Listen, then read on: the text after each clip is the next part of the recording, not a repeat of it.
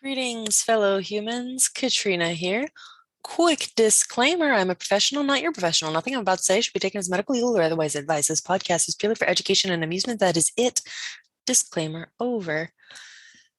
So today I wanted to talk about an interpersonal skill, one that I got straight out of Marshall Linehan's giant spiral bound workbook. You know, the one that I talk about quite a bit, BBT Skills Training and Handouts and Worksheets, second edition by Marsha M. Linehan.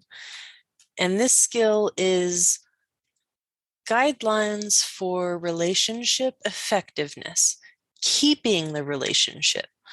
And there's an acronym called GIVE. So it's related to Dear Man and FAST, which are different acronyms that she has. Whoops. I have so many alarms.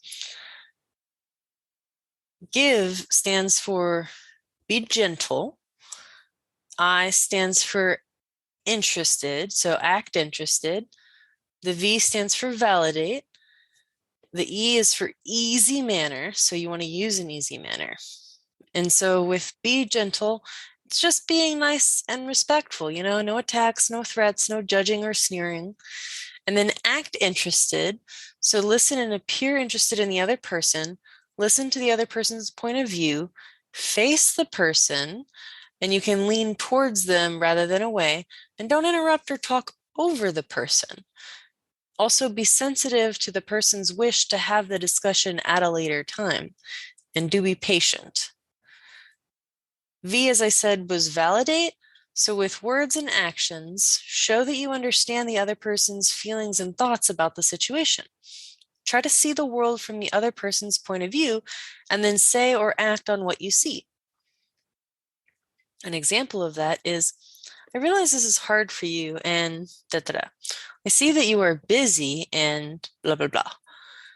So go to a private place when the person is uncomfortable talking in a public place. That's another way to be validating.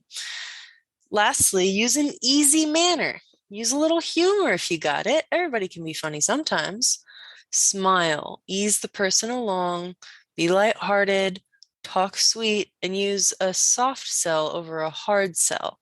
This is also known as being political. And do try to check your attitude at the door. So that's give. And again, it's related to the Dear Man Give fast, but I don't want to go into the Dear Man or fast today. So if you want to hear those, I'll have more on that another time. All right. That's enough about interpersonal skills for now. There are several more acronyms, but we will save that, like I said, for another day.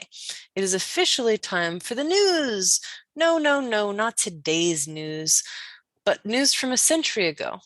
So this comes from the New York Herald, February 11th, 1922.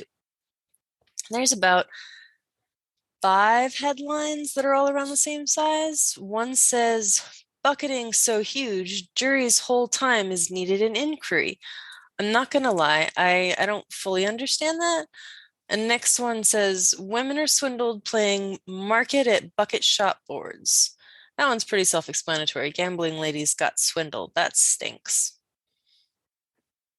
The next page says, in big all caps at the top, treaties form network for peace and harmony, says Harding.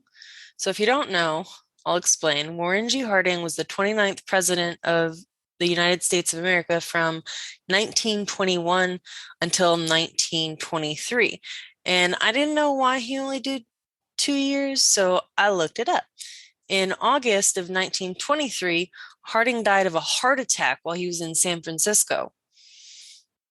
Oh, and this one's a good story. It reads, raiding policeman drank case of liquor, says loser.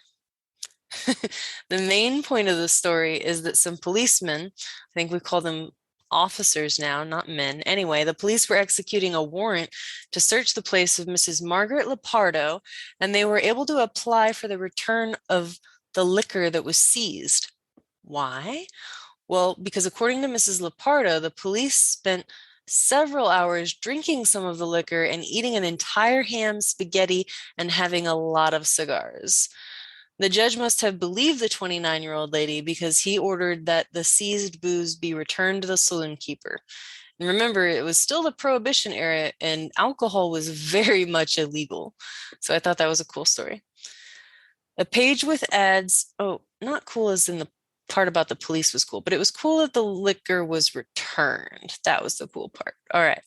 A page with ads goes on to say, continuing an unusual event, men's hand-tailored suits of supreme quality, $31.50, that were made to sell from $50 to $75. I don't know if the rest of you find the prices as amusing as I do, but I compare the prices to now and I'm like, oh my goodness, what is it going to look like in another 100 years? Are suits going to be some exorbitant amount that we can't even conceive of right now because we operate at the level that we do right now? I could go on, but I won't. I'm sure that you love hearing me go on, but I do have to go for now. If you want to support the show, click the button on the website. And I really do appreciate each and every one of you simply for existing.